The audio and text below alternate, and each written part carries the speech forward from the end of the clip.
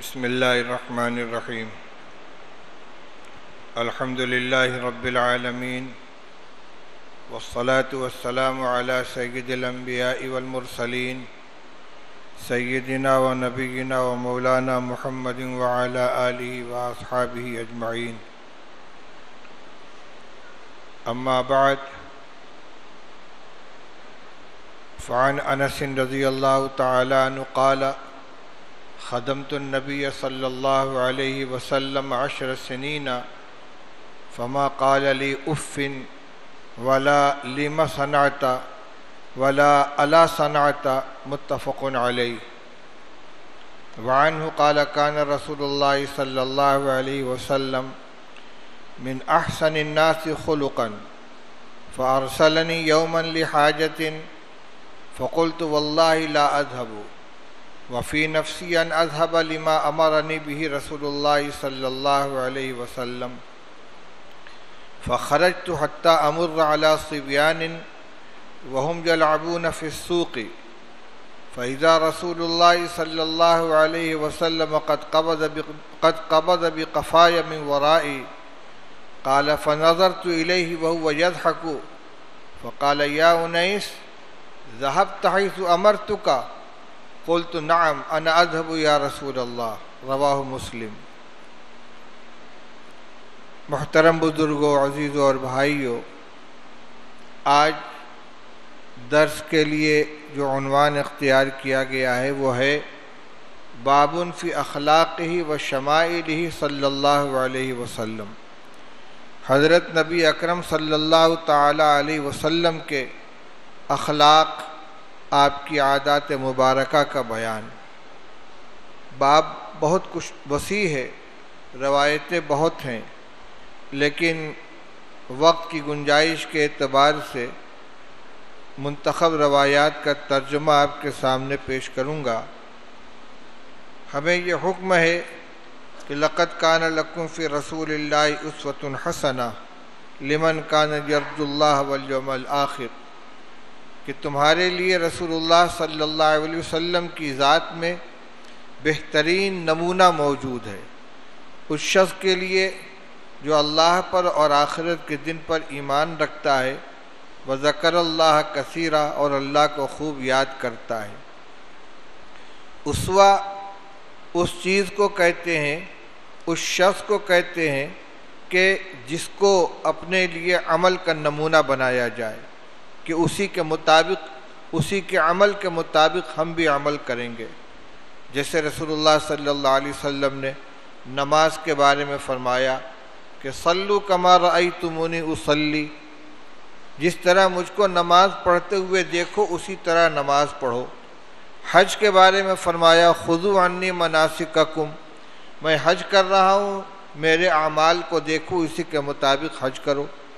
تو یہ صرف نماز اور روزے کے لیے نہیں ہے، بلکہ آپ کی پوری زندگی، چاہے وہ عبادات ہوں، چاہے وہ معاملات ہوں، معاشرتی زندگی ہو، اخلاق ہوں، عادتیں ہوں، جتنی چیزیں آپ کی اختیاری ہیں، خلقی اور غیر اختیاری نہیں ہیں، جن کی نقل کی جا سکتی ہے، ان سب کے اندر رسول اللہ صلی اللہ علیہ وسلم کی ذات امت کے لیے نمونہ ہے۔ اس باب میں رسول اللہ صلی اللہ علیہ وسلم کے اخلاق حمیدہ، آپ کی عادات شریفہ کا بیان ہے۔ پہلی روایت حضرت انس رضی اللہ تعالی عنہ کی ہے، فرماتے ہیں کہ میں نے نبی کریم صلی اللہ علیہ وسلم کی 10 سال خدمت کی ہے۔ آپ نے کبھی مجھ سے یہ نہیں ناراضگی کے لیے جو صرف مختصر سے مختصر لفظ ہو سکتا ہے، اف، اتنا بھی کبھی نہیں فرمایا۔ وَلَا لِمَا صَنَعْتَ وَلَا أَلَا صَنَعْتَ، کبھی یہ نہیں فرمایا کہ تم نے فلاں کام کیوں کیا، اور کبھی یہ نہیں فرمایا کہ تم نے فلاں کام کیوں نہیں کیا۔ اب ظاہر بات ہے کہ اس 10 سال کے عرصے میں ایسا تو نہیں ہو سکتا کہ حضرت انس رضی اللہ تعالیٰ عنہ کا کوئی عمل رسول اللہ صلی اللہ علیہ وسلم کی مرضی کے خلاف نہ ہوا ہو، یا ہر حکم انہوں نے پورا کیا ہو، لیکن رسول اللہ صلی اللہ علیہ وسلم کا یہ اخلاق تھا کہ آپ ناراضگی کا اظہار نہیں فرماتے تھے۔ اگلی روایت میں اس کا ایک نمونہ بھی دیکھ لیجئے۔ حضرت انس رضی اللہ تعالیٰ عنہ فرماتے ہیں کہ رسول اللہ صلی اللہ علیہ وسلم تمام لوگوں میں سب سے اچھے اخلاق والے تھے۔ آپ نے ایک دن مجھ کو کسی کام سے بھیجنا چاہا، فرمایا کہ فلاں کام کے لیے چلے جاؤ۔ میں نے کہا واللہ لا اذهب، بخدا نہیں جاؤں گا۔ وفی نفسی ان اذهب، حالانکہ میرے جی میں یہ بات تھی کہ میں اس کام کے لیے جاؤں گا جس کا مجھے رسول اللہ صلی اللہ علیہ وسلم نے حکم فرمایا ہے۔ فخرجت، چنانچہ میں گھر سے باہر نکلا، یہاں تک کہ میں کچھ بچوں کے پاس سے گزرا جو بازار میں کھیل رہے تھے، میں بھی ان کے ساتھ شامل ہو گیا، بچے تھے۔ فرماتے ہیں تھوڑی دیر بعد دیکھا کہ رسول اللہ صلی اللہ علیہ وسلم پیچھے سے میری گدی پکڑے ہوئے ہیں، گردن پہ ہاتھ رکھ کر پکڑا اور فرمایا فنظرت الیہ، میں نے مڑ کر دیکھا آپ کی طرف، فهو یضحک، آپ ہنس رہے تھے، ڈانٹ نہیں رہے تھے، ناراضگی کا اظہار نہیں کر رہے تھے، ہنس رہے تھے۔ فرمایا یا انیس ذهبت حیث امرتک، انس کی تصغیر انیس، بیٹے جہاں جانے کے لیے میں نے کہا تھا تم گئے؟ قلت نعم انا اذهب یا رسول، میں کہا جی جا رہا ہوں یا رسول اللہ، جی جا رہا ہوں۔ دیکھیے اس میں ہمارے لیے بھی بہت سا سبق ہے۔ بچے کبھی کسی بات کے اوپر ضد کر لیتے ہیں، بظاہر نافرمانی کرتے ہیں۔ اب ہمیں رسول اللہ صلی اللہ علیہ وسلم کے اس نمونے کو دیکھنا چاہیے۔ انس سے آپ فرماتے فلاں جگہ جاؤ، کہتے ہیں اللہ قسم نہیں جاؤں گا۔ اب ہم اور آپ ہوں تو کیا کریں گے؟ برس پڑیں گے، بپھر جائیں گے۔ اگر زیادہ ادب کا تادیب کا مظاہرہ کرنا ہے تو دو چار چپت لگا بھی دیں گے، نالائق میں کہتا ہوں جا، تم کو تو نہیں جاؤں گا۔ لیکن رسول اللہ صلی اللہ علیہ وسلم نے کچھ نہیں فرمایا۔ اب یہ چلے، پھر جب کافی دیر ہو گئی، جتنی دیر میں وہ کام پورا کر کے آنا چاہیے تھا نہیں لوٹے، تو رسول اللہ صلی اللہ علیہ وسلم خود سے نکلے تلاش کے لیے۔ تو بازار میں یہ بچوں کے ساتھ کھیل رہے تھے، یہ دوسری بات ہوئی جو ناراضگی کی ہو سکتی تھی، لیکن آپ نے مزاح کے طور پر پیچھے سے گدی پکڑی جا کر۔ جب انہوں نے مڑ کر دیکھا تو رسول اللہ صلی اللہ علیہ وسلم تھے، وہ مسکرا رہے تھے، ہنس رہے تھے، ڈانٹ نہیں رہے تھے۔ اب جب پوچھا کہ گئے تھے جس کام کے لیے، کہا کہ جی حضرت جی جا رہا ہوں۔ بالکل بچوں کا جو مزاج ہوتا ہے اسی کے مطابق حضرت انس رضی اللہ تعالیٰ عنہ کا عمل ہے۔ اب ہم جو بڑے ہیں ہمیں وہ مزاج بنانا چاہیے جو رسول اللہ صلی اللہ علیہ وسلم کا ہے۔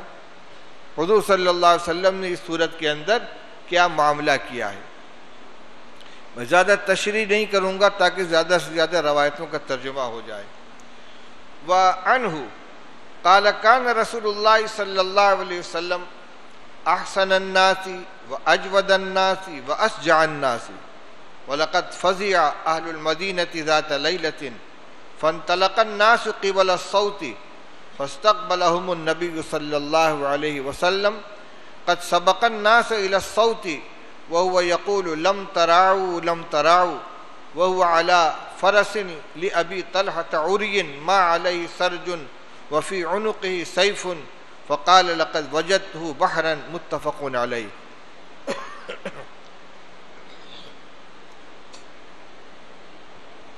انس رضی اللہ تعالیٰ عنہ فرماتے ہیں کہ رسول اللہ صلی اللہ علیہ وسلم تمام لوگوں میں سب سے زیادہ خوبصورت تھے، تمام لوگوں میں سب سے زیادہ سخی تھے، اور تمام لوگوں میں سب سے زیادہ بہادر تھے، نڈر تھے، ہمتور تھے۔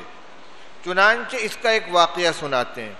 فرماتے ہیں کہ ایک رات مدینہ کے لوگ گھبرا اٹھے، کسی طرف سے کچھ شور سا سنائی دیا، رات کا وقت، اندھیرا، کیسا شور ہے، دشمن نے حملہ تو نہیں کر دیا، کون لوگ ہیں؟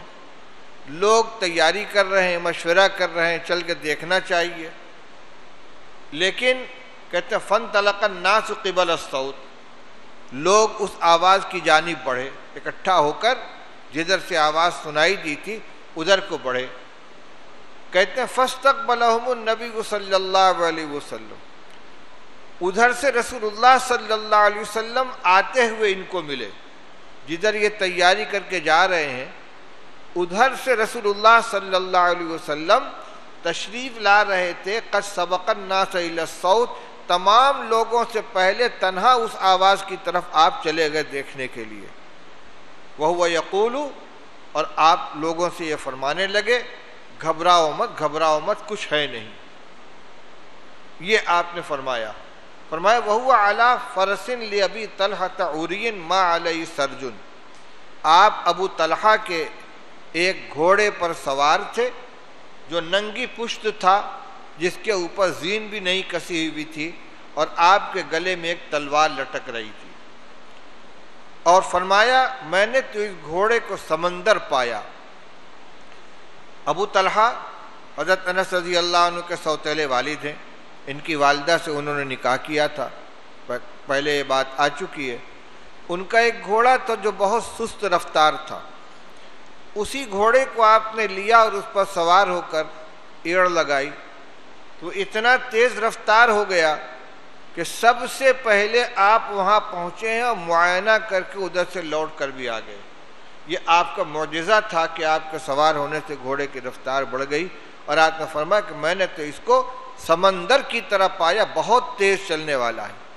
یہ رسول اللہ صلی اللہ علیہ وسلم کی شجاعت کا مظہر ہے کہ جہاں جس آواز کو سن کر سارے لوگ گھبرا اٹھے اور اکٹھا ہو کر ادھر نکلے ہیں، رسول اللہ صلی اللہ علیہ وسلم تنہا گئے ہیں اور حالات کا جائزے لے کر لوٹ کر آ گئے۔ وعن انس رضی اللہ تعالی عنہ ان رجلا سأل النبی صلی اللہ علیہ وسلم غنما بین جبلین فاعطاه ایاه فأتى قومه فقال ای قوم اسلموا فواللہ ان محمدا لیعطی عطاء وما یخاف الفقر، رواہ مسلم۔ اتفاق سے ساری روایتیں حضرت انس رضی اللہ تعالیٰ عنہ کی ہی چل رہی ہیں۔ ایک تو یہ کثیر الروایت ہیں، دوسرے خادم خاص ہیں، اور رسول اللہ صلی اللہ علیہ وسلم کے اخلاق و عادات کو بیان کر رہے ہیں، قریب سے مشاہدہ کیا ہے۔ اس روایت میں فرماتے ہیں کہ ایک شخص نے رسول اللہ صلی اللہ علیہ وسلم سے درخواست کی کہ مجھے اتنی بھیڑیں دیجئے کہ دو پہاڑوں کے درمیان کا فاصلہ پر ہو جائے، ادھر پہاڑ، بیچ میں جو میدان ہے یہ بھر جائے ریوڑ سے، بکری اور بھیڑ سے۔ فَأَعْطَاهُ إِيَّاهُ، آج نے منع نہیں کیا، دے دیا اس کو۔ ایک حسن اخلاق کی روایت آئی، ایک شجاعت کی روایت آئی، اب یہ سخاوت کی روایت ہے۔ اتنی بکری، ایک شخص تھا رجلاً مجہول، کوئی نمایاں آدمی نہیں تھا، کوئی مخصوص شخص نہیں تھا، بس ایک آدمی تھا، اس نے درخواست کی، مانگ کی، رسول اللہ صلی اللہ علیہ وسلم نے اس کو وہ چیز عطا فرما دی۔ تو وہ اپنی قوم کے پاس گیا اور کہنے لگا اے میری قوم تم سب مسلمان ہو جاؤ، اے قوم اسلموا، یعنی ابھی وہ جو آیا تک یہ بھی گویا معلوم نہیں تھا کہ مسلمان ہے کہ نہیں ہے، یہ اس نے جا کر اپنی قوم کو اسلام کی دعوت دی، کہنے لگا اے میری قوم تم سب مسلمان ہو جاؤ، کیونکہ محمد بہت بڑی مقدار میں عطیہ دیتے ہیں اور فقر سے نہیں ڈرتے کہ سب دے دوں گا تو کیا ہوگا، اس کا اندیشہ وہ نہیں کرتے۔ ایک مختصر روایت حضرت جابر رضی اللہ تعالیٰ عنہ کی، فرماتے ہیں قال عن جابر رضی اللہ تعالیٰ عنہ قال ما سئل رسول اللہ صلی اللہ علیہ وسلم شیئا قط فقال لا، متفق علیہ، بخاری و مسلم کی روایت ہے۔ فرماتے ہیں حضرت جابر رضی اللہ تعالیٰ عنہ کہ کبھی بھی رسول اللہ صلی اللہ علیہ وسلم سے کسی چیز کا سوال کیا گیا ہو تو آپ نے نہ نہیں کیا، حسان ابن ثابت رضی اللہ تعالیٰ فرماتے ہیں ما قال لا قط الا فی تشہدہ لولا التشہد کانت لاؤہ نعم، کہ کبھی رسول اللہ صلی اللہ علیہ وسلم نے لا نہیں کہا، نہیں کہا سوائے کلمہ شہادت کے، اشہد ان لا الہ الا اللہ، اس میں لا آتا ہے۔ فرماتے ہیں کہ آپ نے کبھی کلمہ شہادت کے علاوہ لا نہیں کہا، لولا التشہد کانت لاؤہ نعم، اگر تشہد نہ ہوتا تو آپ کا لا نعم ہوتا، نعم مانے ہاں۔ لیکن یہاں یہ تو خیر انہوں نے آپ کے مزاج عطا کو بیان کیا ہے، ایسا نہیں ہے کہ رسول اللہ صلی اللہ علیہ وسلم نے لا کا کبھی جملہ ہی استعمال نہ کیا ہو۔ چنانچہ محشی حضرت شیخ عبدالحق محدث دہلوی مواہب لدنیہ کے حوالے سے حاشیے میں یہ لکھتے ہیں کہ لا نہیں کہا، اس کا مطلب یہ ہے کہ دینے سے منع نہیں کیا، انکار نہیں کیا۔ آپ کے پاس اگر چیز تھی تو آپ نے ضرور دے دیا، ہاں اگر نہیں تھی آپ کے پاس وہ چیز جس کو مانگا گیا اور معذرت کرنے کے لیے آپ نے لفظ لا استعمال کیا ہے تو وہ اس کے خلاف نہیں ہے، جیسا کہ قرآن پاک کی آیت کے اندر ہے لا اجد ما احملکم علیہ، کہ آپ کے پاس لوگ آتے ہیں اور آ کر کہتے ہیں کہ یا رسول اللہ ہم جہاد میں جانا چاہتے ہیں اور ہمارے پاس سواری نہیں ہے، تو آپ ان سے یوں فرماتے ہیں لا اجد ما احملکم علیہ، میرے پاس سواری نہیں ہے جس پر میں تم کو سوار کرا سکوں، تو وہ بیچارے روتے ہوئے واپس جاتے ہیں کہ جہاد میں جانا چاہتے ہیں اور سواری نہیں ہے۔ دیکھیے یہاں لا آیا ہے لیکن یہ انکار کرنے کے لیے نہیں ہے بلکہ معذرت کرنے کے لیے کہ میرے پاس ہے ہی نہیں، یہ نہیں فرمایا کہ نہیں دوں گا بلکہ فرمایا کہ میرے پاس ہے نہیں۔ وعن انس رضی اللہ تعالی عنہ قال كان رسول اللہ صلی اللہ علیہ وسلم اذا صلى الغداة جاء خدم المدینة بآنیتهم فيها الماء فما يأتون بإناء إلا غمس يده فيها فربما جاءوا بالغداة الواردة فغمس في يده فيها رواہ مسلم۔ انس رضی اللہ عنہ فرماتے کہ رسول اللہ صلی اللہ علیہ وسلم جب فجر کی نماز پڑھ لیتے تھے تو مدینہ طیبہ کے خدام، غلام، بچے اپنا اپنا برتن لے کر آتے تھے جس میں پانی ہوتا تھا، اور وہ لاتے تھے اس لیے کہ آپ اس میں اپنا دست مبارک ڈوبو کو نکال دیں۔ فرماتے فما یاتون بإناء الا غمس یدہ فیہا، جو بھی برتن لے کر آتا اب اس میں اپنا ہاتھ ڈال دیتے تھے۔ فرماتے فربما جاؤ بالغداۃ الباردۃ فیغمسوا فیہا، کبھی ایسا بھی ہوتا تھا کہ سخت سردی کے موسم میں وہ ٹھنڈا پانی لے کر آتے تھے لیکن رسول اللہ صلی اللہ علیہ وسلم اس میں ہاتھ ڈبوتے تھے اور بار بار ڈبوتے تھے۔ یہ کیا تھا؟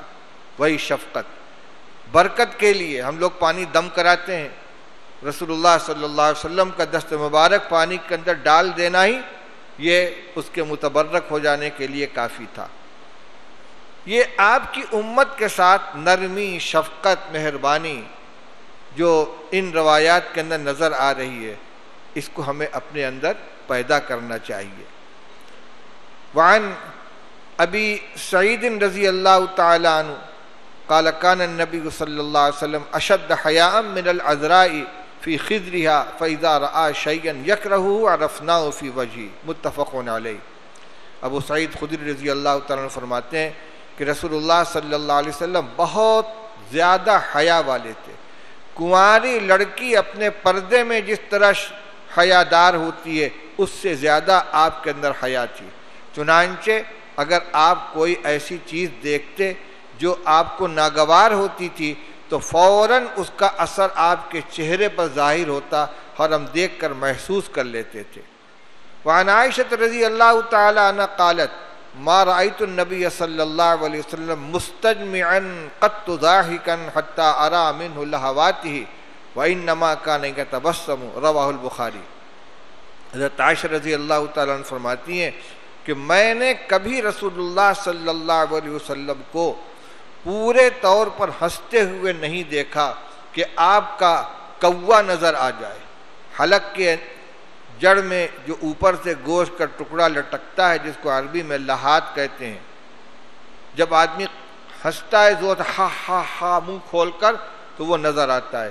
فرماتی اس کی پوری زندگی میں کبھی نوبت نہیں آئی کہ آپ اس طرح ہنسے ہوں کہ مجھے آپ کے منہ کے اندر سے وہ کوا نظر آ گیا ہو، لحات نظر آ گیا ہو۔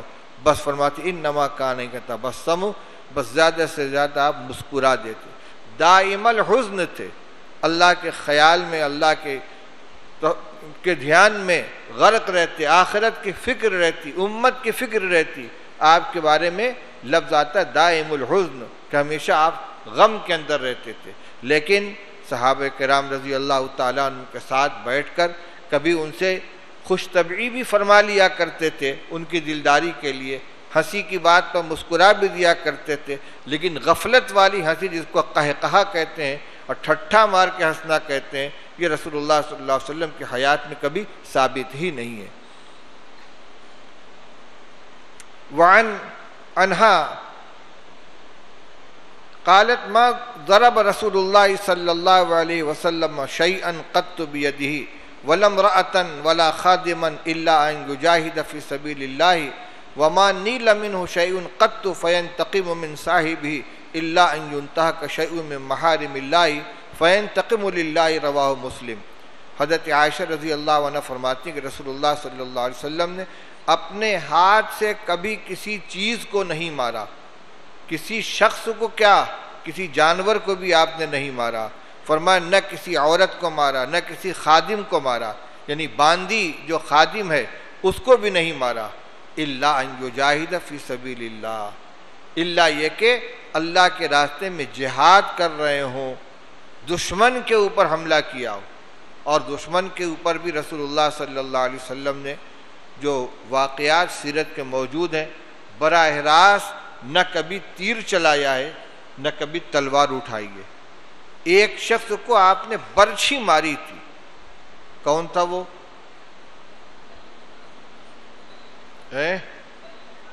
ابی ابن خلف۔ آپ نے اس کو ایک برچھی ماری تھی جو اس کو خراش لگاتی ہوئی نکل گئی، اور وہ بے تحاشا چیخ رہا تھا۔ اس کے ساتھیوں نے اس کو آر دلائی، ایک ذرا سی خراش لگی ہے اور تم اس طرح چیخ رہے ہو۔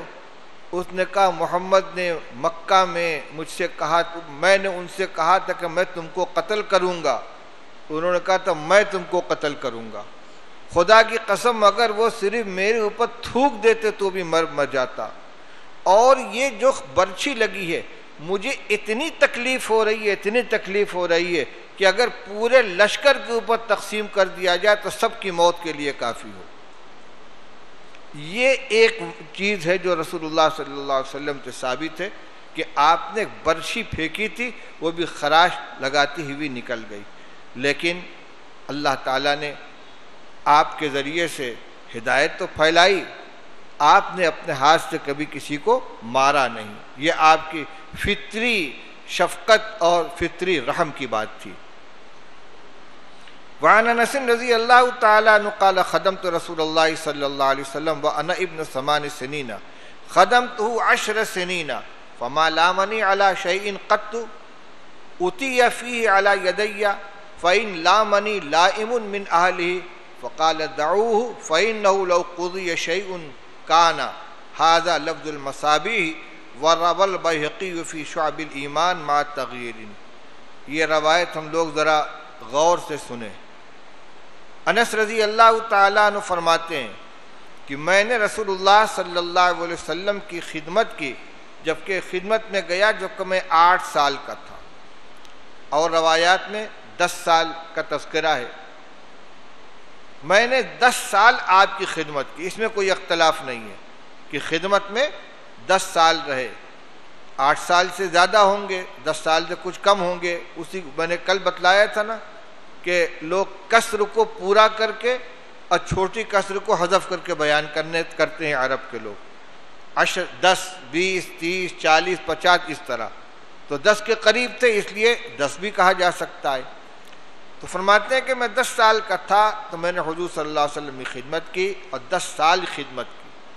اب آگے سنیے، فما لامنی علی شیء قط، کبھی رسول اللہ صلی اللہ علیہ وسلم نے کسی بات پر مجھ کو ملامت نہیں کی۔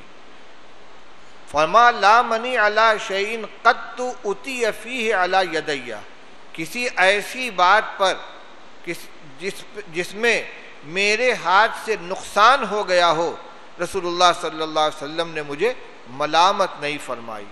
فَإِن لَامَنِي لَائِمٌ مِّنْ أَهْلِهِ، اگر آپ کے گھر والوں میں سے کسی نے مجھ کو ملامت کی، قال، تو آج نے فرمایا دعوہ، رہنے دو، فَإِنَّهُ لَوْ قُضِيَ شَيْءٌ كَانَ، کیونکہ اگر اللہ کی طرف سے کوئی بات ہونے والی ہے تو ہو کر رہتی ہے، کسی بات کا فیصلہ ہو جائے تو وہ ہو کر رہتا ہے۔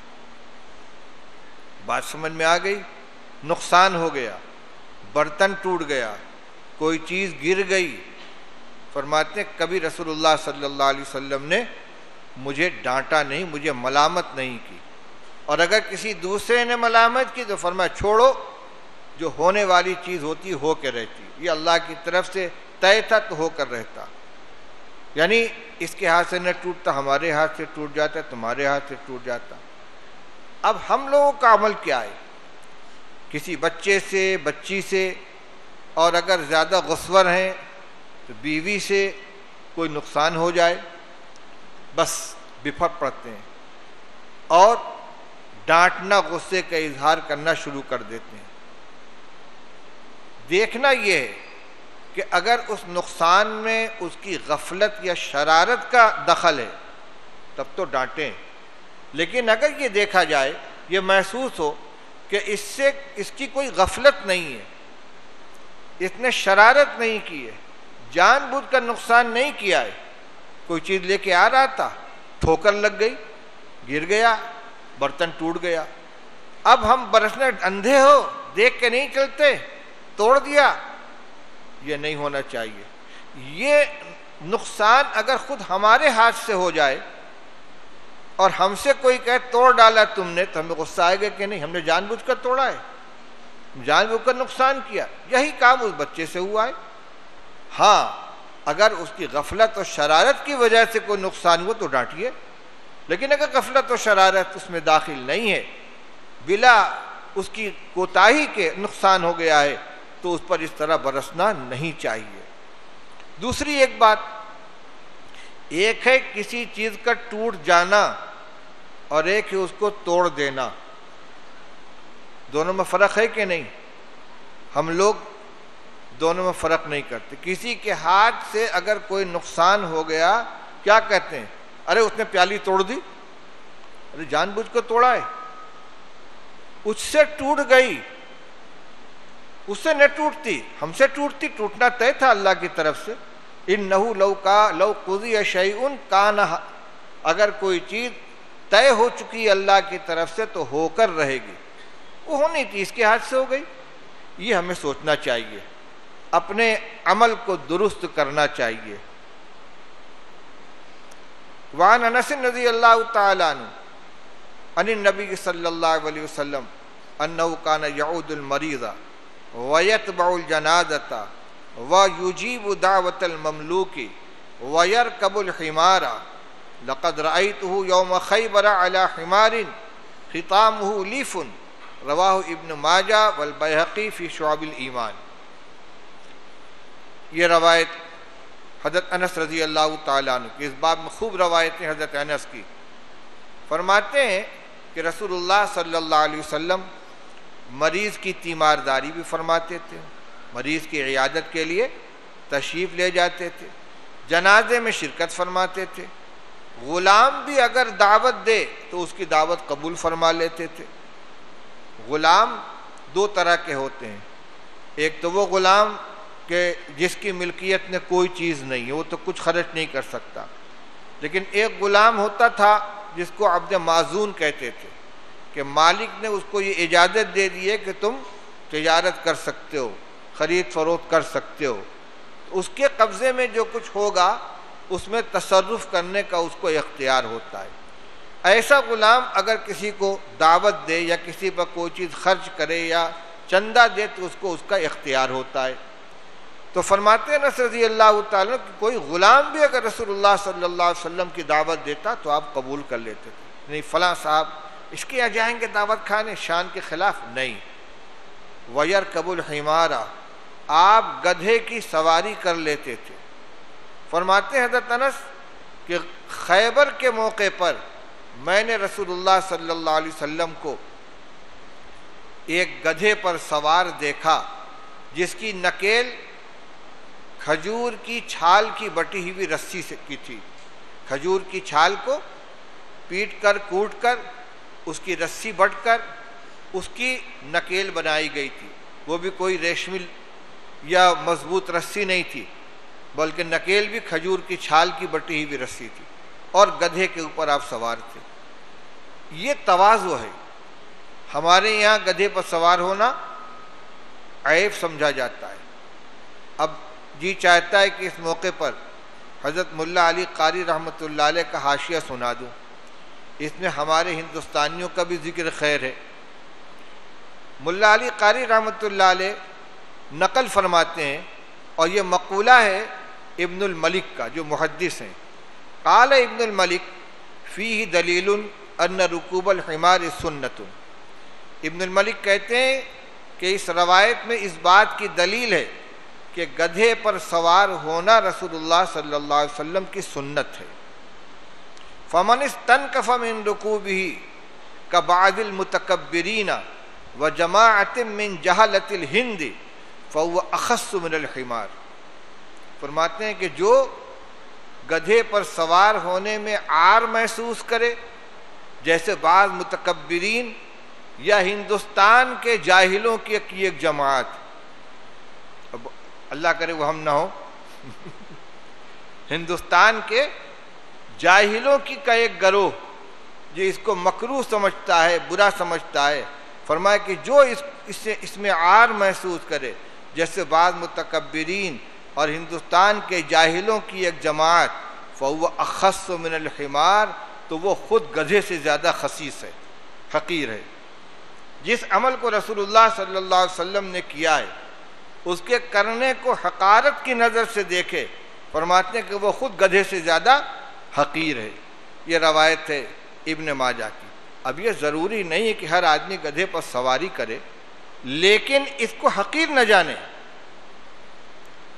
یہ تو حضرت جیسے ہمارے یہاں جو لوگ، اب تو وہ بھی نہیں رہا، گھوڑے کی سواری کی جاتی ہے، تو سواری کے 3 جانور اللہ نے پیدا کیے ہیں، والخیل والبغال والحمیر لترکبوها۔ اللہ تعالیٰ فرماتے ہیں کہ ہم نے گھوڑے پیدا کیے، خچر پیدا کیے اور گدھے بنائے، کس لیے؟ لترکبوها، تاکہ تم اس پر سواری کرو۔ اور آگے کیا ہے؟ وزینہ، یہ تمہارے لیے زینت ہے۔ گھوڑے پر سوار آدمی کو جس طرح شان ہوتی ہے، خچر پر سواری کرنے والے کی بھی شان ہوتی ہے، اور گدھے پر بھی سواری کرنے والے کی شان ہوتی ہے۔ بہرحال وہ ایک جانور ہے، سواری کا جانور اللہ نے سواری ہی کے لیے پیدا کیا ہے۔ حضرت عیسیٰ علیہ السلام بھی گدھے پر سواری کرتے تھے۔ شیخ سعدی رحمۃ اللہ علیہ نے گلستہ میں ایک شعر کہا ہے، خر عیسیٰ اگر بمکہ روت بعض آیت ہنوز خر باشد۔ عیسیٰ علیہ السلام کا گدھا اگر مکہ بھی چلا جائے اور لوٹ کر آئے گا تو گدھا ہی رہے گا، آدمی نہیں ہو جائے گا۔ اس کا مطلب یہ کہ بے صلاحیت لوگوں کو اچھی صحبت یا اچھے ماحول سے بھی کوئی فرق نہیں پڑتا، ان کے اندر صلاحیت ہی نہیں ہے قبول کرنے کی، جیسے گدھا ہے اس کے اندر قبول کرنے کی صلاحیت نہیں ہے۔ ایک بات یاد آئی، یورپ کے ایک ملک کا واقعہ ہے، افسوس جو حال بیان کرنے جا رہا ہوں وہ آج ہمارا حال ہو گیا ہے۔ مسلمانوں کا لشکر وہاں حملہ آور ہوا، اور وہاں پادریوں کے درمیان مناظرہ ہو رہا تھا اس مسئلے کے اوپر کہ عیسیٰ علیہ السلام جس گدھے کی سواری کرتے تھے وہ نر تھا یا مادہ، وہ گدھا تھا یا گدھی تھی۔ دونوں طرف جماعتیں تھیں، کچھ ان کے حمایتی کچھ ان کے حمایتی، زور لگایا جا رہا ہے یہ ثابت کرنے کہ وہ گدھا تھا، یہ ثابت کرنے کہ وہ گدھی تھی۔ ارے گدھا تھا یا گدھی تھی، دونوں میں سے ایک ثابت ہو گیا تو کون سا مسئلہ حل ہو جائے گا؟ کون سا اس پر ایمان موقوف ہے؟ کون سا قیامت کے دن اس کے بارے میں سوال کیا جائے گا؟ آج اسی طرح کی لایانی بحثوں کے اندر مسلمان پڑے ہوئے ہیں، اپنی انرجی ضائع کر رہے ہیں، بے فائدہ کے سوالات، بے فائدہ کی گفتگو، اور جو اپنا نظریہ قائم کر لیا اس کے اوپر اڑے ہوئے ہیں، دوسرے سے بحث کر رہے ہیں۔ ایک فیشن ہو گیا ہے، لوگ سوالات ڈال دیتے ہیں واٹس ایپ کے اوپر، ایسے ایسے سوالات کہ جس کے اوپر نہ نجات موقوف ہے، نہ وہ عقیدے کا کوئی مسئلہ ہے، گفتگو ہو رہی ہے۔ اب لوگ پریشان ہو کر ان مولوی صاحب کے پاس، مولوی صاحب ایک سوال کا جواب دے دیجئے، کیا ہے؟ وہ ایک آدمی نے پوچھا ہے، ارے تم پوچھا ہے تم جواب نہیں دو گے تو کیا ہو جائے گا؟ بس یہی کہ میری جہالت ثابت ہو جائے گی، میرے سوال کا جواب نہیں دے سکے۔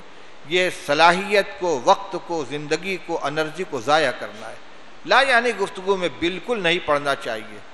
ایک شخص نے ایک بزرگ سے پوچھا کہ حضرت یہ بتائیے کہ حضرت معاویہ رضی اللہ تعالیٰ عنہ اور حضرت علی رضی اللہ تعالیٰ عنہ میں جو لڑائی ہوئی تھی جنگ صفین، اس میں حق پر کون تھا؟ انہوں نے فرمایا کہ میں تم کو اس بات کی گارنٹی دیتا ہوں کہ نہ موت کے وقت ملک الموت اس کا سوال کریں گے، نہ قبر میں منکر نکیر تم سے اس کو پوچھیں گے، نہ محشر کے میدان میں اللہ تعالیٰ تم سے پوچھیں گے کون حق پر تھا۔ کیا فائدہ اس سوال سے اور اس کے جواب سے؟ اس طرح کی لایانی بحثوں میں اپنی صلاحیت کو، اپنے وقت کو ضائع کرنا یہ حماقت ہے۔ وعن عائشہ رضی اللہ تعالی عنہ قالت کان رسول اللہ صلی اللہ علیہ وسلم یخصف نعلہ ویخیط ثوبہ ویعمل فی بیتہ کما یعمل احدکم فی بیتہ وقالت کان بشرا من البشر یفلی ثوبہ ویحلب شعتہ ویخدم نفسہ رواہ الترمذی۔ کیا مقام رسول اللہ صلی اللہ علیہ وسلم کی تواضع کا ترجمہ سنیے۔ حضرت عائشہ رضی اللہ تعالیٰ عنہ فرماتی ہیں کہ رسول اللہ صلی اللہ علیہ وسلم اپنی چپل گانٹھ لیتے تھے، سلن کھل گئی ہے، اپنے ہاتھ سے چمڑا گانٹھ لیتے تھے، چپل کو سل لیتے تھے، موچی کو تلاش نہیں کرتے تھے۔ وَيَخِيطُ ثَوْبَهُ، اپنا کپڑا خود سل لیتے تھے، کہیں پھٹ گیا، کھل گیا، سوئی دھاگا لیا، اپنے ہاتھ سے اس کو ٹانک لیا۔ وَيَعْمَلُ فِي بَيْتِهِ كَمَا يَعْمَلُ أَحَدُكُمْ فِي بَيْتِهِ، اپنے گھر کا کام اسی طرح کرتے تھے جس طرح تم میں کا کوئی شخص اپنے گھر کا کام کرتا ہے۔ کہتی ہیں وَكَانَ بَشَرًا مِنَ الْبَشَرِ، آپ عام انسانوں کی طرح ایک عام انسان بن کر رہتے تھے، کوئی امتیاز اپنے لیے پسند نہیں کرتے تھے۔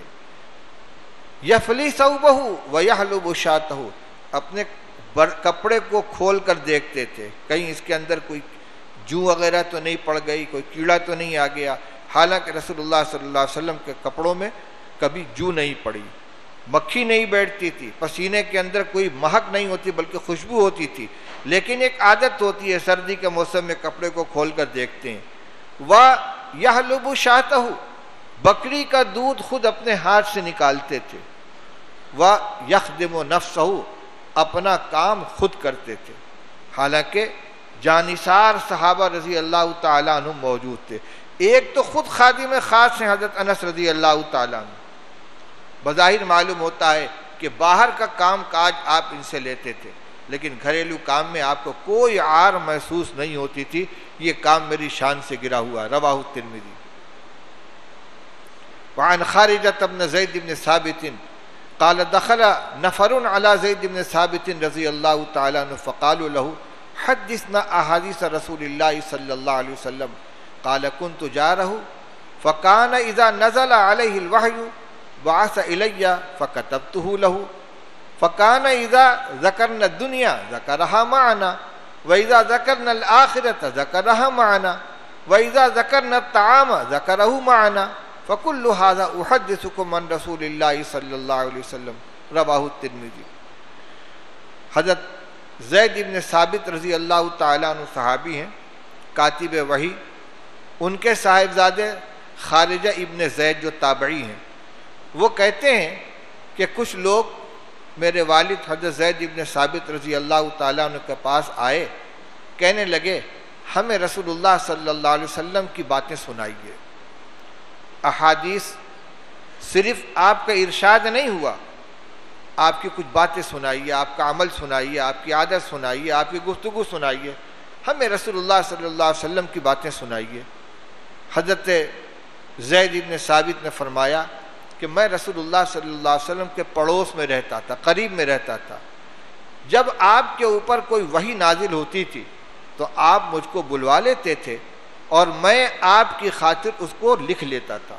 رسول اللہ صلی اللہ علیہ وسلم امی تھے، لکھنا نہیں جانتے تھے، جب آپ پر وحی نازل ہوتی تو جو لوگ لکھنا جانتے تھے ان میں کسی کو آپ بلاتے تھے اور ان سے فرماتے تھے کہ اس کو لکھو، فلاں سورت کے اندر فلاں آیت کے بعد لکھو، فلاں آیت کے پہلے لکھو، کوئی سورت ہے اس کو فلاں سورت کے پہلے یا فلاں سورت کے بعد لکھو، جگہ بتلا دیتے تھے۔ یہ لکھا جاتا تھا کس چیز پر؟ اس زمانے میں کاغذ عام طور پر دستیاب نہیں تھا، چمڑے کی جھلی پر، درخت کی چھال پر، درخت کے پتے پر، چکنے پتھر پر، اور کبھی کبھی کاغذ بھی مل جاتا تھا اس کے اوپر، اور یہ ساری تحریر محفوظ رکھی گئی۔ اور رسول اللہ صلی اللہ علیہ وسلم کی وفات کے بعد صدیق اکبر رضی اللہ تعالیٰ عنہ کے زمانے میں ان سب کو جمع کر کے انہی زید ابن ثابت رضی اللہ تعالیٰ عنہ کے ذریعے اس کو ایک مصحف کے اندر لکھوایا گیا، جس کی تفصیلی واقعات ہیں۔ فرماتے ہیں کہ جب آپ کے اوپر وحی نازل ہوتی آپ مجھ کو بلوا بھیجتے اور میں اس کو آپ کی خاطر لکھ لیتا۔ فکانا، آپ کی عادت یہ تھی کہ ہم لوگ جب دنیا کا تذکرہ کرتے آپ ہمارے ساتھ دنیا کا بھی تذکرہ کر لیتے، جب ہم آخرت کا تذکرہ کرتے آپ ہمارے ساتھ آخرت کا تذکرہ کرتے، ہم جب کھانے کا ذکر کرتے تو آپ ہمارے ساتھ کھانے کا ذکر کرتے۔ فَكُلُّ هَذَا أُحَدِّثُكُمْ عَنْ رَسُولِ اللَّهِ صلی اللہ علیہ وسلم، یہ سب میں تمہارے سامنے رسول اللہ صلی اللہ علیہ وسلم کی باتیں ہی بیان کر رہا ہوں۔ یعنی یہ کوئی بزرگی نہیں ہے کہ دنیا کی باتیں کر رہے ہو میرے سامنے بیٹھ کر، کھانے پینے کی باتیں کر رہے ہو۔ بھئی انسان ہے، اسی دنیا میں رہتا ہے، یہ بھی اللہ کی نعمتیں، ہاں ان کے اندر اتنا انہماک نہیں ہونا چاہیے، اتنا غلو نہیں ہونا چاہیے کہ آدمی دنیا میں مشغول ہو کر آخرت سے غافل ہو جائے، کھانے پینے کے لذتوں میں کھو کر اپنے فرائض و ذمہ داریوں سے غافل ہو جائے۔ لیکن اللہ کی نعمت کے طور پر اگر کسی چیز کا تذکرہ ہے تو اس میں ناک بھون چڑھانا یہ کوئی بزرگی نہیں ہے۔ اب دیکھیے کھانا کھانے کے بعد جو دعا سکھلائی گئی اس میں کیا ہے؟ الحمدللہ الذی اطعمنی وسقانی وجعلنی من المسلمین، اللہ کا شکر ہے جس نے مجھے کھلایا اور پلایا اور مجھے مسلمان بنایا۔ الحمدللہ الذی اطعمنی فاشبعنی وسقانی فاروانی من غیر حول منی ولا قوت وجعلنا مسلمین یا وجعلنی من المسلمین۔ اللہ کا شکر ہے کہ جس نے مجھے کھلایا، میرا پیٹ بھرا، مجھے پلایا، مجھے سیراب کیا بغیر میری کسی طاقت اور قوت کے، اور اللہ نے ہمیں ایمان والا بنایا۔ تو نعمت ہی پر تو شکر ادا کیا جاتا ہے۔ تو کھانے کا اگر ذکر ہے تو اللہ کی نعمت کا ذکر اس پہلو سے اس کو دیکھا جائے، یہ صرف دنیا داری نہیں ہے۔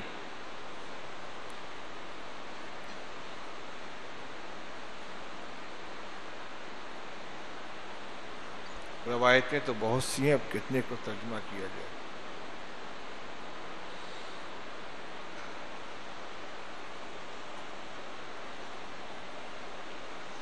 ایک روایت اور سن لیجیے، عجیب و غریب ہے اور اس کا اثر دیکھیے۔ عن علی رضی اللہ تعالی عنہ ان یہودیا کان یقال له فلان حبر کان له علی رسول اللہ صلی اللہ علیہ وسلم دنانیر۔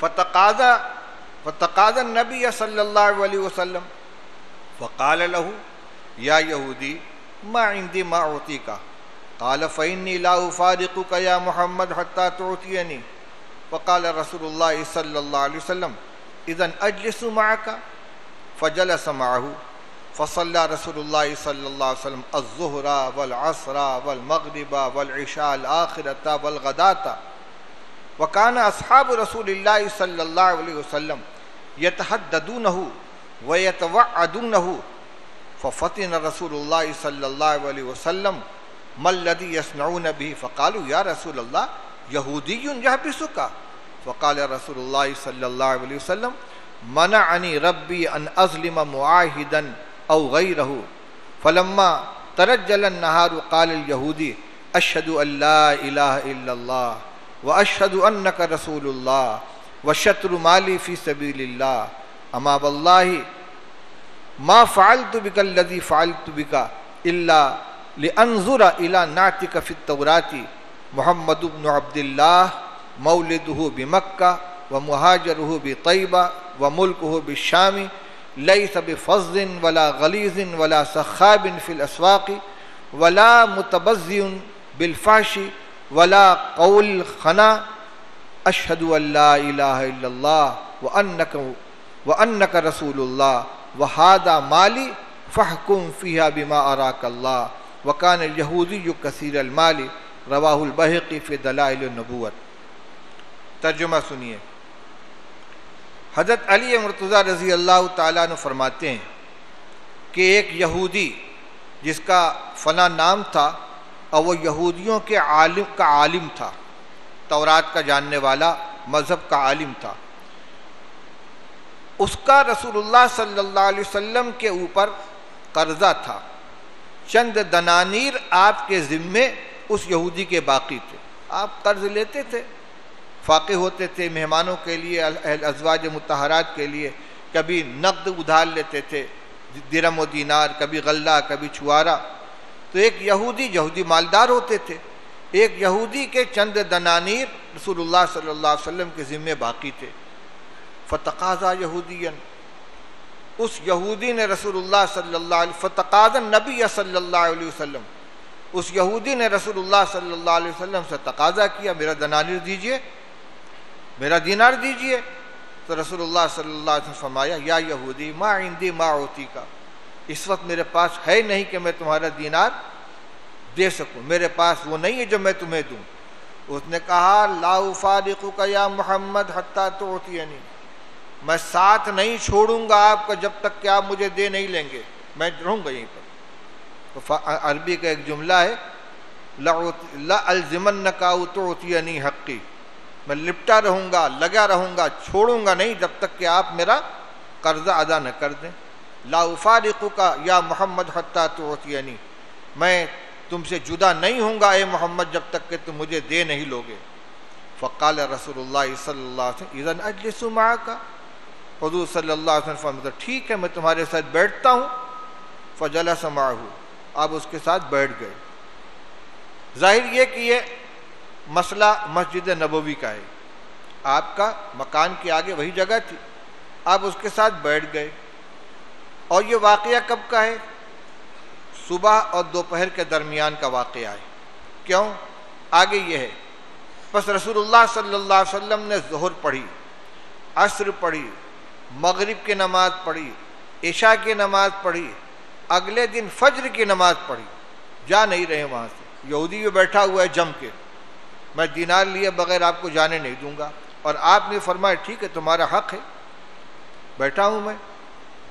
وَكَانَ أَصْحَابُ رَسُولِ اللَّهِ صلی اللہ علیہ وسلم يَتَحَدَّثُونَهُ وَيَتَوَعَّدُونَهُ، اور صحابہ رضی اللہ تعالی عنہم اس کو دھمکا رہے ہیں، اس کو ڈانٹ رہے ہیں، اشارے میں کیا کر رہا ہے، حضور کو پریشان کر رہا ہے، ڈانٹ رہے ہیں، ناراض ہو رہے ہیں۔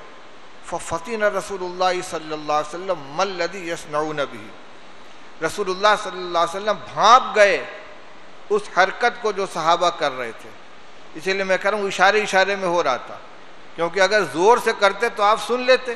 یہ بھانپنے کا مطلب کیا ہوا؟ محسوس کر لیا وہ یہ کچھ کر رہے ہیں یہ لوگ. ان لوگوں نے کہا یا رسول اللہ یہودی یحبسک یا رسول اللہ, ایک یہودی کی یہ مجال کی آپ کو روک کر رکھے. تو رسول اللہ صلی اللہ علیہ وسلم نے فرمایا منعنی ربی ان اظلم معاہدا وغیرہ, مجھے میرے رب نے اس بات سے منع کیا ہے کہ میں کسی ذمی یا غیر ذمی پر ظلم کروں. یہ ہمارے معاہد ہیں, ان سے یہ معاہدہ ہوا ہے کہ تم جزیہ ادا کر کے یہیں پر رہو گے, تمہاری جان مال کی حفاظت کی جائے گی, تم کو اپنے مذہب پر عمل کرنے کی اجازت ہوگی. یا تو یہ اس معنی میں معاہد ہیں, یا یہ کہ رسول اللہ صلی اللہ علیہ وسلم نے مدینہ طیبہ آنے کے بعد یہودیوں کے بعض قبائل سے یہ معاہدہ کر لیا تھا کہ ہم آپس میں لڑائی نہیں کریں گے, اور باہر سے اگر کوئی دشمن ہمارے اوپر حملہ آور ہوا تو تم اس کی مدد نہیں کرو گے, اور تمہارے اوپر اگر حملہ آور ہوا تو ہم اس کی مدد نہیں کریں گے. یہ معاہدہ تھا, یہ عام معاہدہ تھا. غالباً اس جگہ وہی معاہدہ مراد ہے کہ جس کے ساتھ ہمارا معاہدہ ہے ہم اس کے اوپر ظلم نہیں کریں گے, ہمارے رب نے منع کیا ہے. اور معاہد ہی نہیں, کسی کے اوپر بھی معاہدن و غیرہ, کسی معاہد جس کے ساتھ معاہدہ اور اس کے علاوہ کسی پر ظلم کرنے سے میرے رب نے منع کیا ہے. روک دیا صحابہ کرام کو, ڈانٹو مت اس کو. فلما ترجل النہار, جب دن چڑھ گیا تو یہودی نے کہا اشہد ان لا الہ الا اللہ واشہد انک رسول اللہ, میں گواہی دیتا ہوں کہ اللہ کے علاوہ کوئی معبود نہیں, اور میں گواہی دیتا ہوں کہ بلا شبہ آپ اللہ کے رسول ہیں. وشطر مالی فی سبیل اللہ, اور میرے مال کا ایک حصہ, شطر نصف کو کہتے ہیں, آدھا مال اللہ کے راستے میں. اب تو میں مسلمان ہو گیا, جہاد کے لیے, دین کے کام کے لیے اپنی آدھی دولت میں دے رہا ہوں. فرماتے ہیں کہ واللہ ما فعلت بکا الذی فعلت بکا الا لانظر الی نعتک فی التوراۃ. کہنے لگا خدا کی قسم میں نے جو کچھ سلوک آپ کے ساتھ کیا ہے صرف اس لیے کیا ہے تاکہ میں دیکھ لوں کہ آپ کی جو صفت تورات کے اندر بیان کی گئی ہے وہ ہے کہ نہیں. نبی آخر الزماں کی جو پہچان تورات کے اندر بیان کی گئی میں اس کو جانچنا چاہتا تھا, اسی کو دیکھنے کے لیے میں نے یہ حرکت کی ہے. وہ کیا ہے؟ محمد بن عبداللہ مولدہ بمکہ ومہاجرہ بطیبہ وملکہ بالشام. تورات میں لکھا ہے کہ نبی آخر الزماں کا نام محمد ہوگا, ان کے والد کا نام عبداللہ ہوگا, ان کی پیدائش مکہ میں ہوگی, وہ ہجرت کر کے طیبہ میں آئیں گے یعنی مدینہ میں, اور ان کا ملک شام تک پھیلے گا, شام تک ان کی حکومت پہنچے گی. لیس بفظ ولا غلیظ, اور وہ بد اخلاق اور سخت مزاج نہیں ہوں گے. ولا سخاب فی الاسواق, نہ بازاروں میں شور مچانے والے ہوں گے. ولا متزین بالفحش, اور بد کلامی کرنے والے, گندی گفتگو کرنے والے نہیں ہوں گے. ولا قول الخنا, اور بے حیائی کی باتیں کرنے والے نہیں ہوں گے. یہ آپ کی پہچان لکھی ہوئی ہے. میں اسی کو آزما رہا تھا. اس سے زیادہ کون سا غصے کا موقع ہوگا کہ 5 نمازیں گزری ہیں آپ کی, آپ کو میں گھر میں نہیں جانے دے رہا ہوں, یہاں سے ہٹنے نہیں دے رہا ہوں, اور آپ بیٹھے ہوئے ہیں, اور جو لوگ آپ کے ساتھی مجھے ڈانٹ رہے ہیں تو آپ ان کو منع کر رہے ہیں خبردار کچھ کہنا مت, اس کا حق ہے.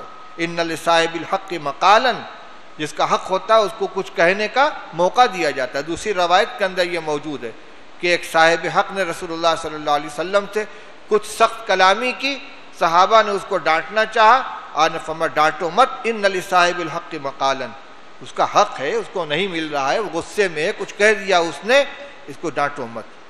بہرحال کہنے لگا اشہد ان لا الہ الا اللہ وانک رسول اللہ, میں گواہی دیتا ہوں کہ اللہ کے علاوہ کوئی معبود نہیں, اور میں گواہی دیتا ہوں کہ آپ اللہ کے رسول ہیں، ھذا مالی فاحکم فیہ بما اراک اللہ، یہ میری ساری دولت آپ کے حوالے، ان کے بارے میں جو آپ کا جی چاہے، اللہ جو آپ کو سجھائے آپ فیصلہ کر لیجئے۔ وَكَانَ الْيَهُودِيُّ كَثِيرَ الْمَالِ، حضرت علی فرماتے ہیں کہ وہ یہودی بڑا دولت مند تھا، 1 منٹ کے اندر دل پلٹتا ہے۔ ابھی وہ یہودی تھا، اور جب ایمان دل کے اندر اتر گیا تو وہ یہودی بنیاں ہوتے ہیں، مال سے ان کو بڑی محبت ہوتی ہے، سود خور قوم ہے، لیکن جب ایمان آیا تو ساری خصوصیات لے کر آیا، اور پچھلی ساری خصوصیات سے پاک کر دیا۔ یہ برکت تھی رسول اللہ صلی اللہ علیہ وسلم کے صحبت کی۔ ہر ایمان والے کے اندر یہ بات نہیں ہوتی۔ رسول اللہ صلی اللہ علیہ وسلم کے دست حق پرست پر جو ایمان قبول کرتا تھا اس کی کایا پلٹ جاتی تھی ایک لمحہ کے اندر۔ ڈاکٹر علی مسرور مرحوم نے کہا تھا، جہان کفر و باطل میں نہ اس نے کچھ خلل ڈالا، کرشمہ ساز نظروں سے ہر ایک کا دل بدل ڈالا۔ بالکل دل بدل گیا۔ تو ابھی کیا تھا، ابھی کیا سے کیا ہو گیا۔ ہم بھی اپنے ساتھ معاملہ کرنے والوں کے لیے کوئی نرم پہلو اپنے اندر رکھتے ہیں۔ کوئی کسی کا باقی ہے، وہ لینے کے لیے آیا ہے، اگر 2 جملہ ذرا سخت کہہ دے تو ہم بفر پڑتے ہیں۔ نہیں، بلکہ اور نیچے اتر کر ایک بات کہتا ہوں۔ ہمارے تاجر حضرات بھی موجود ہیں، بیپاری حضرات بھی موجود ہیں، ان سے بھی گزارش کرتا ہوں، ہمارے یہاں کوئی کاریگر مال دیتا ہے، پیسہ لینے کے لیے آتا ہے، اپنا پیسہ لینے آیا ہے، اس کا حساب بن چکا ہے، پرچی بن چکی ہے، وہ تقاضا کر رہا ہے، اور آپ کا جو معاہدہ ہے اس کے مطابق وہ آیا ہے، 3 مہینے 6 مہینے کا جو معاملہ اس پر وہ آیا ہے، وہ آ کر پیسہ مانگ رہے، اس کا ابھی موقع نہیں بعد میں آنا، اب وہ اپنی کہنے دیا کل آنا، بھئی اپنا حق مانگ رہا ہے وہ۔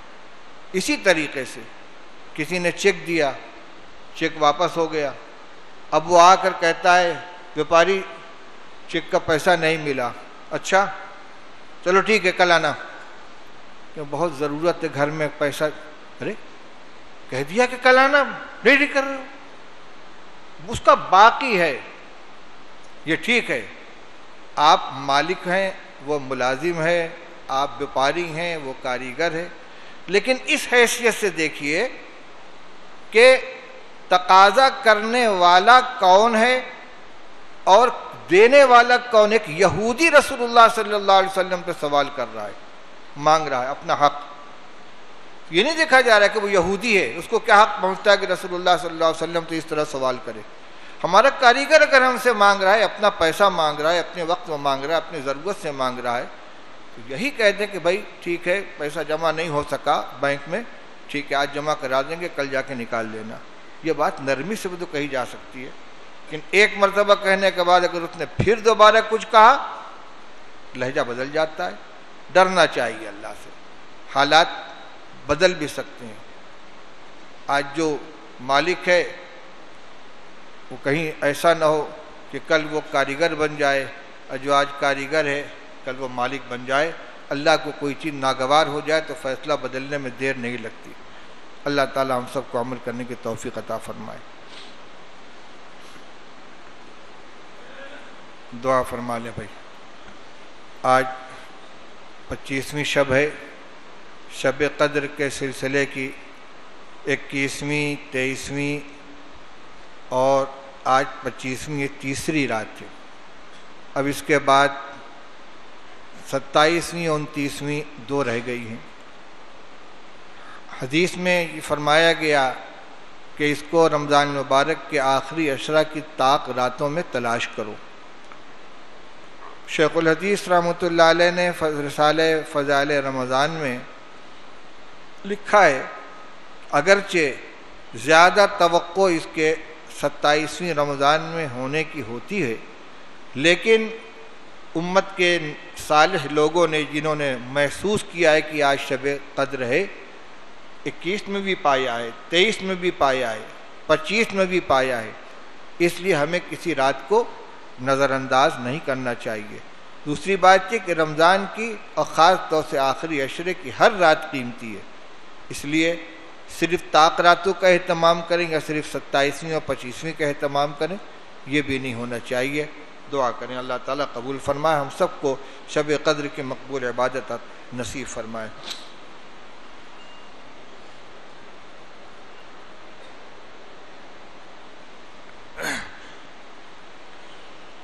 سبحانک اللہم و بحمدک نشہد ان لا الہ الا انت نستغفرک و نتوب الیک۔ سبحانک اللہم و بحمدک و تبارک اسمک و تعالی جدک و لا الہ غیرک۔ سبحانک لا علم لنا الا ما علمتنا انک انت الغفور الرحیم۔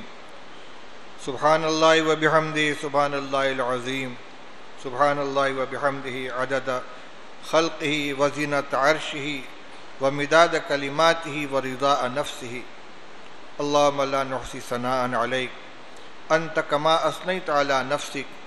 اللہم لک الحمد حمدا دائما مع دوامک ولک الحمد حمدا خالدا مع خلودک ولک الحمد حمدا لا منتہى له دون مشیتک۔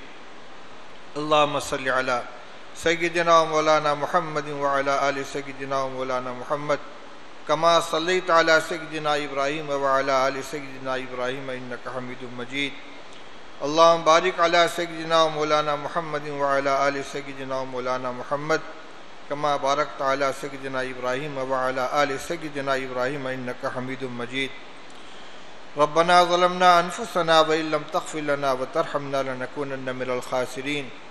ربنا لا تؤاخذنا ان نسینا او اخطانا ربنا ولا تحمل علينا إصرا كما حملته على الذين من قبلنا ربنا ولا تحملنا ما لا طاقة لنا به واعف عنا واغفر لنا وارحمنا أنت مولانا فانصرنا على القوم الكافرين ربنا اغفر لنا ولإخواننا الذين سبقونا بالإيمان ولا تجعل في قلوبنا غلا للذين آمنوا ربنا إنك رؤوف رحيم واعف عنا واغفر لنا وارحمنا أنت مولانا فانصرنا على القوم الكافرين ربنا لا تجعلنا فتنة للقوم الظالمين ونجنا برحمتك من القوم الكافرين ربنا أعنا على ذكرك وشكرك وحسن عبادتك اللهم استر عوراتنا وآمن روعاتنا اللهم اجعل سريرتنا خيرا من علانيتنا واجعل علانيتنا صالحة اللهم اجعلنا لك ذاكرين شاكرين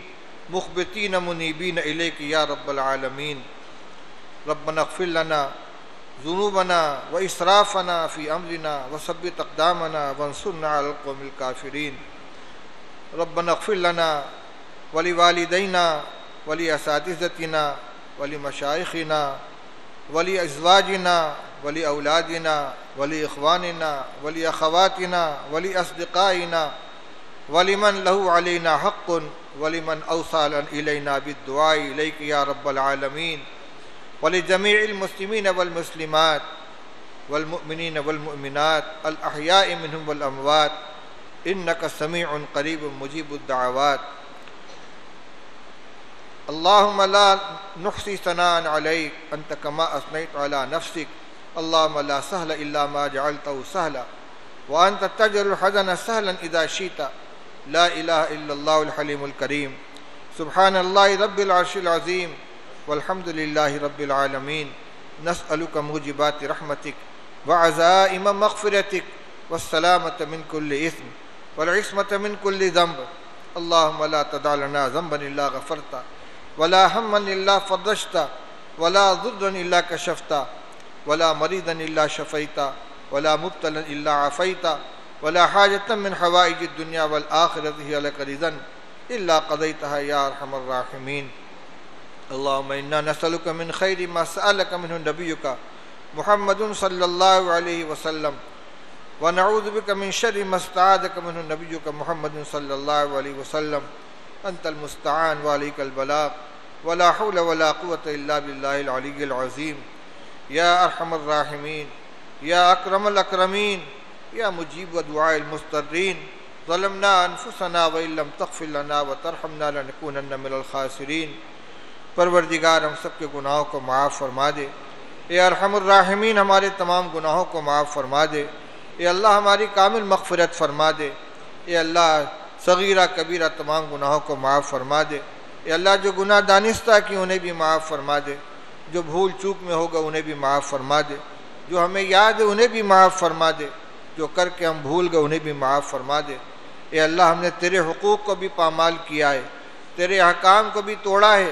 اے اللہ تیرے حکموں کی جو ہم سے پامالی ہوئی ہے، اے اللہ اپنے فضل و کرم سے اس کو معاف فرما دے، ان کے مطالبے سے ہمیں بری فرما دے۔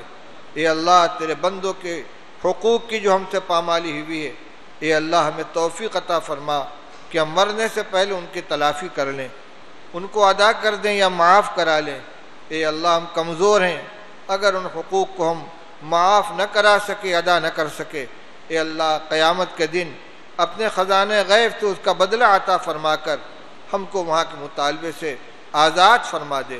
اے اللہ ہم نے اگر کسی کو اذیت پہنچائی ہو، کسی کو مارا ہو، کسی کو ڈانٹا ہو، کسی کی غیبت کی ہو، کسی کی چغلی کھائی ہو، کسی پر عیب لگایا ہو، اے اللہ ہمارے اس عمل کو، ہمارے اس خراب عمل کو اس کے لیے نماز بنا دے، روزہ بنا دے، زکوٰۃ بنا دے، صدقہ بنا دے، اس کے بدلے میں اسے نیکیاں عطا فرما دے، تاکہ قیامت کے دن ہم سے مطالبہ کرنے سے وہ ہمیں معاف فرما دے۔ اے اللہ اپنے خزانے غیب سے ہمیں آخرت کے تمام حساب کتاب سے پاک فرما دے۔ اے اللہ اپنے کرم کا معاملہ فرما، رحم کا معاملہ فرما۔ اے اللہ بن مانگے تو نے ہمیں ماہ رمضان عطا فرمایا، آخری عشرہ عطا فرمایا، اس کی طاق راتیں عطا فرمائی۔ اے اللہ لیکن ہم قدر نہیں کر پائے، اے اللہ جو ان کا حق وعدہ نہیں کر پائے، اے اللہ ہماری ناقدری کو معاف فرما دے۔ اے اللہ اپنے قدردان بندوں کو جو عطا فرماتا ہے، اے اللہ بغیر استحقاق کے ہمیں بھی عطا فرما دے۔ اے اللہ ہم سب کی کامل مغفرت فرما دے۔ اے اللہ ہمیں سچی پکی توبہ کی توفیق نصیب فرما۔ اے اللہ ہم تیرے سامنے توبہ کرتے ہیں، اے اللہ گناہوں سے بچنے کا عہد کرتے ہیں، لیکن اے اللہ نفس و شیطان کا شکار ہو کر توبہ کو توڑ بیٹھتے ہیں۔ اے اللہ ہمیں سچی پکی توبہ نصوح کی توفیق عطا فرما۔ اے اللہ توبہ نصوح کی توفیق عطا فرما۔ اے اللہ مرنے سے پہلے ہمارے تمام حساب کتاب کو پاک فرما دے۔ اے اللہ بندوں کے حقوق کی جو پامالی انہیں بھی معاف فرما دے، اس کا بدلہ اپنے پاس سے ادا فرما دے۔ اے اللہ ہمارے والدین میں سے جس کے والدین زندہ ہیں، اے اللہ ان کی خدمت کرنے کی توفیق عطا فرما، ان کے خدمت کا حق ادا کرنے کی توفیق عطا فرما، اور ان کی خدمت میں جو کوتاہیاں ہوئی ان کو معاف فرما دے۔ جن کے والدین دنیا سے جا چکے ہیں، اے اللہ ان والدین کو اولاد کی طرف سے راضی فرما دے، آخرت کے مواخذے سے بچا لے۔ اے اللہ والدین کی خدمت کا حق ادا نہیں ہو سکتا، اے اللہ اس میں جو کوتاہیاں ہوئی ان کو معاف فرما دے، اس کا بدلہ اپنے خزانے غیب سے عطا فرما دے۔ ہم سب کے والدین کی مغفرت فرما دے، جو وفات پا چکے ان کی مغفرت فرما دے، جو زندہ ان کی مغفرت فرما دے۔ اے اللہ ہر ایمان والے کی مغفرت فرما دے، ہمارے ماں باپ کی مغفرت فرما دے، ہمارے بیوی بچوں کی مغفرت فرما دے، ہمارے دوست احباب کی مغفرت فرما دے، ہمارے بھائی بہنوں کی مغفرت فرما دے، ہماری بیویوں کی، عورتوں کی، بچوں کی، سب کی مغفرت فرما دے۔ اے اللہ ہمارے پڑوسیوں کی مغفرت فرما دے، ہمارے اساتذہ و مشائخ کی مغفرت فرما دے۔ اے اللہ حضرت نبی کریم صلی اللہ علیہ وسلم نے اس امت کے لیے جو سختیاں جھیلی ہیں، اے اللہ اس کا بدلہ اپنے خزانے غیب سے پوری امت کی طرف سے اپنے شایع نشان ان کو عطا فرما دے۔ ہم سب کی طرف سے ان کی شایع نشان صلاۃ و سلام کا نذرانہ اپنے خزانے سے عطا فرما دے۔ اے اللہ صحابہ کرام، محدثین اعظام، ائمہ مجتہدین، علماء امت، مشائخ اور اکابر نے ہم تک دین کو پہنچانے کے لیے جو خدمات انجام دی ہیں، اے اللہ ان سب کا ان کو بھرپور بدلہ عطا فرما، ہم سب کی طرف سے بہترین بدلہ عطا فرما، اور ہمیں ان کی خدمات کی قدر کرنے کی توفیق عطا فرما۔ اے اللہ ہم سب کو برکت والی حلال روزی عطا فرما، حرام سے ہماری پوری حفاظت فرما، جو بیمار ہیں ان کو شفاء کامل عطا فرما، ہمارے گھروں میں بچے بیمار ہیں، لا علاج بیماری میں مبتلا ہیں، ڈاکٹروں نے جواب دے دیا ہے، اے اللہ تیری قدرت سے کچھ بعید نہیں ہے، اے اللہ تو اپنی قدرت خاصہ سے ان کو شفا عطا فرما۔ ہمارے گھروں میں عورتیں بیمار ہیں، بوڑھے بیمار ہیں، بچے بیمار ہیں، جوان بیمار ہیں، اے اللہ سب کو شفا عطا فرما، جسمانی بیماری سے بھی نجات عطا فرما، روحانی اور اخلاقی بیماری سے نجات عطا فرما، حرام کمانے سے حرام جگہ پر خرچ کرنے سے ہماری حفاظت فرما۔ اے اللہ ہمارے نوجوانوں کی حفاظت فرما، ان کے نگاہوں کی حفاظت فرما، ان کے کان کی حفاظت فرما، ان کے دل و دماغ کی حفاظت فرما، ہر طرح کے غلط مشغلے سے ان کو نجات عطا فرما۔ اے اللہ آج باطل ہمارے نوجوانوں کو گمراہ کرنے کے لیے طرح طرح کی ہیلے کر رہا ہے، اے اللہ ان کے ہیلوں کو ناکام بنا دے، نیک سمجھ عطا فرما، بوڑھوں کو بھی، جوانوں کو بھی، بچوں کو بھی، ہمارے گھروں کے معاشرے کو درست فرما دے، دین والا ماحول بنا دے، بچوں کی صحیح تربیت کرنے کی توفیق عطا فرما، تربیت میں جو کوتاہی ہم سے ہو رہی ہے اللہ اس کے ازالے کی توفیق عطا فرما اور اس کوتاہی کو معاف فرما دے۔ اے اللہ ہم نے جو مانگا اپنے فضل سے وہ بھی عطا فرما دے، جو نہیں مانگ سکے وہ بھی عطا فرما دے۔ ہم میں سے کسی سے اگر کسی نے دعا کی درخواست کی ہو، اے اللہ اس کے نیک مقصد میں اس کو کامیابی عطا فرما۔ بہت سے گھروں میں بچیاں بیٹھی ہوئی ہیں، مناسب رشتے نہیں آ رہے ہیں، اے اللہ ہر جوڑے کا فیصلہ تو کرتا ہے، اے اللہ مناسب رشتہ عطا فرما، عافیت کے ساتھ اس فریضے سے سبکدوشی عطا فرما۔ ہمارے بہت سے بھائی ہیں جن کی نکاح کو مدت ہو گئی ہے، انہیں اولاد کی تمنا ہے، کوئی اولاد نہیں ہو رہی ہے، اے اللہ تو نے بوڑھوں کو اولاد عطا فرمائی ہے، تو نے حضرت اسحاق کو اولاد عطا فرمائی ہے، تو نے حضرت مریم کو اولاد عطا فرمائی ہے، اے اللہ اپنے فضل و کرم سے ان بے اولادوں کو اولاد عطا فرما، جن کو نرینہ اولاد کی خواہش انہیں نرینہ اولاد عطا فرما، جنہیں بچیوں کی تمنا انہیں بچیاں عطا فرما۔ اے اللہ ہمارے گھروں کے ماحول کو پرسکون بنا دے، زوجین میں الفت و محبت پیدا فرما، ایک دوسرے کے حقوق کو ادا کرنے کی توفیق عطا فرما، بھائیوں میں آپس میں الفت و محبت پیدا فرما، پڑوسیوں کے حقوق کو ادا کرنے کی توفیق عطا فرما۔